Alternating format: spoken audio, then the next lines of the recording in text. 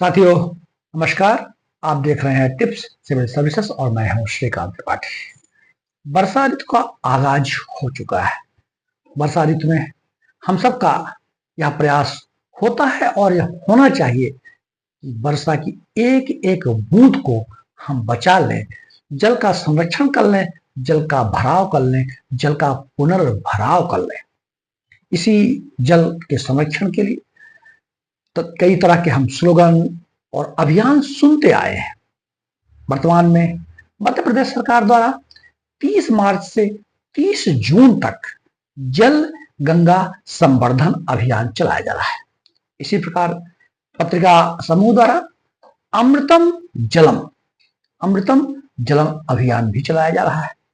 राष्ट्रीय स्तर पे बहुत सारे कार्यक्रम हैं, जैसे जल शक्ति अभियान, हर बूंद अनमोल, अटल भूजल योजना, प्रधानमंत्री कृषि सिंचाई योजना, जल जीवन मिशन, नमामि गंगे मिशन।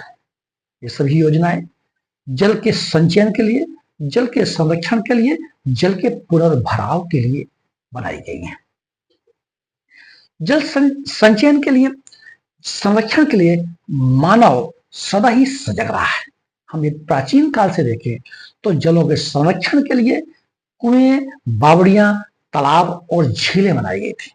तत्कालीन समय में, प्राचीन समय में झीलें और बावड़ियां, बेसिकली आज हम चर्चा बावड़ियों की करेंगे। बावड़ियां जो स्टेपवेल होती हैं, सीढ़ीदार कुएं होते हैं, और कई तो बावड़ियां विश्व स्तर पर प्रसिद्ध रही हैं। प्राचीन काल से ही जल संरक्षण के लिए बावड़ियां बनाई जाती रही। यद्यपि यहाँ तक कि ये जो बावड़ियां थी केवल जल संरक्षण का ही कार्य नहीं करती थी, वरन तत्कालीन समय में उनकी स्थापत्य का उत्कृष्ट नमूना हुआ करते थे। जैसे हम चर्चा करें गुजरात के पाटन में सरस्वती नदी के किनारे बनी हुई बावड़ी रानी की बाव, ये 7 मंजिला स्टेप सीढ़ीदार कुआं है। बावड़ियां प्राचीन काल में बहुत प्रसिद्ध रही हैं और आधुनिक युग के पूर्व भी बावड़ियों का बड़ा प्रचलन रहा है। जब ये इलेक्ट्रिक का जमाना नहीं आया था, ट्यूबवेल नहीं आए थे, तो घर गांवों में ये बावड़ियां बहुत देखने को मिलती थी, जो बहुत ही मीठे जल का स्रोत हुआ करते लोग पेयजल के लिए और अपने दैनिक जीवन में बहुत सारे कार्यों के लिए बावड़ियों का उपयोग करते हैं। तो हम बात करते हैं रानी की बाव की। रानी की बाव ये स्टेपवेल सीढ़ीदार कुआं है और यह गुजरात के पाटन जिले में सरस्वती नदी के किनारे बनाया गया था। ये इसका जो समय है जब गुजरात में सोलंकी वंशों का शासन था 11वीं से 13वीं शताब्दी के समय में, तो रानी की बाव जो थी 11वीं शताब्दी में बनाया गया था। रानी उदयमती ने अपने चालुक्य वंश की थी, ये भीमदेव की पत्नी थी। इन्होंने अपने पति की याद में रानी की बाव बनाया गया था। ये इसलिए भी प्रसिद्ध है कि ये बहुत ही सुंदर स्थापत्य का उत्कृष्ट नमूना भी था। पानी का संरक्षण तो था ही। 2014 में इसे जो यूनेस्को की विश्व धरोहर सूची है उसमें भी इसको शामिल किया गया था। तो इस तरह रानी की बाव बड़ी फेमस हुई।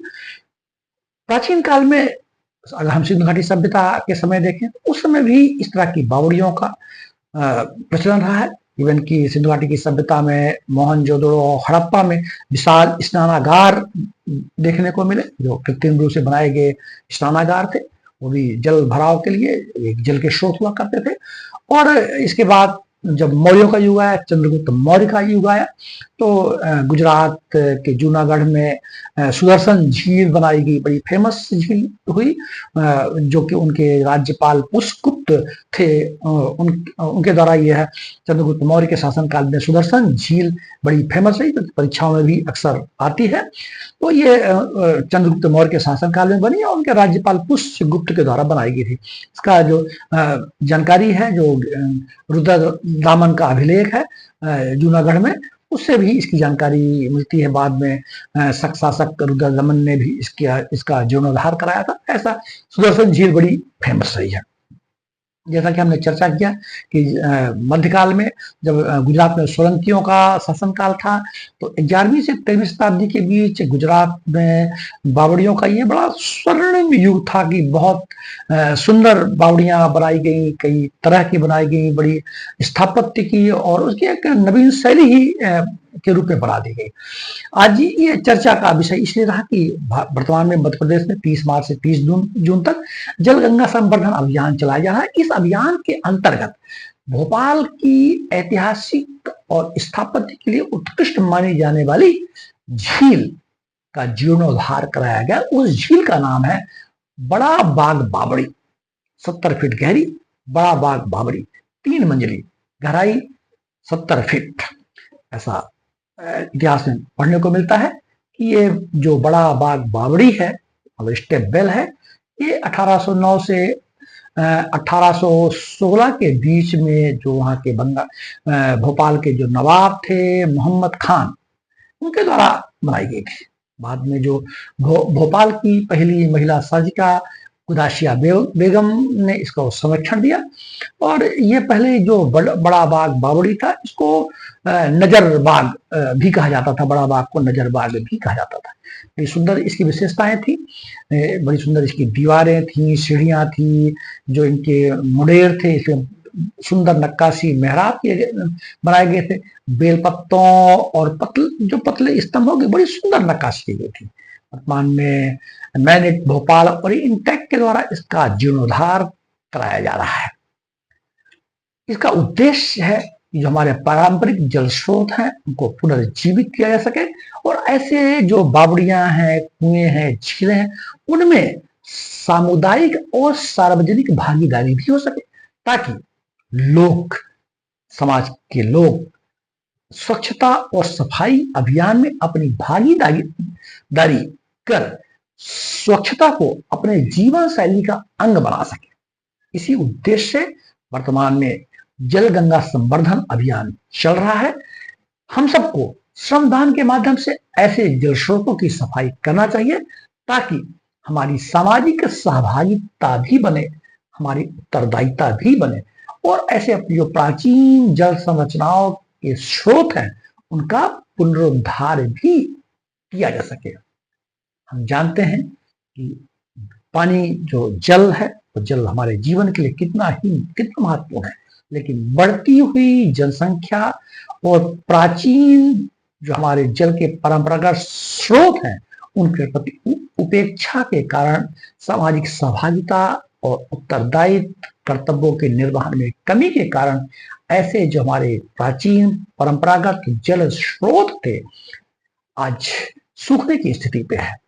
भोपाल में जो बड़ा बाग बावड़ी है वो उसका पुनरुद्धार कराया जा रहा है। वैसे भी भोपाल को झीलों का शहर कहा जाता है। वहाँ का भोजताल, जो वहाँ का जो अपर लेक बड़ा तालाब और लोअर लेक छोटा तालाब, इनको वेटलैंड में, भोजताल को वेटलैंड में शामिल किया गया है, रामसर साइट में शामिल किया गया है। तो इस तरह से प्राचीन परंपरागत जल स्रोतों को महत्व दिया जा रहा है। हम सब भी अपनी सामाजिक सहभागिता प्रदाय कर ऐसे जल स्रोतों का संरक्षण करें, ताकि जल की एक एक बूंद हमारे जीवन में काम आ सके। जय हिंद, जय भारत।